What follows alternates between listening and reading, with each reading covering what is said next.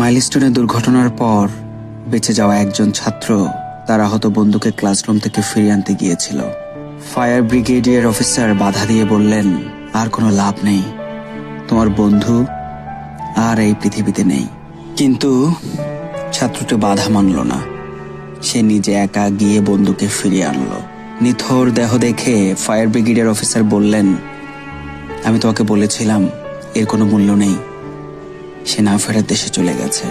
ছাত্রটি তখন উত্তর দেয়, না স্যার, এটা সত্যি অনেক মূল্যবান ছিল। যখন আমি তার কাছে গেলাম সে তখনও জীবিত ছিল। আমার বন্ধু আমাকে দেখে শেষ হাসিটা হেসেছিল এবং তার শেষ কথাটা ছিল, বন্ধু, আমি জানতাম তুই আসবি।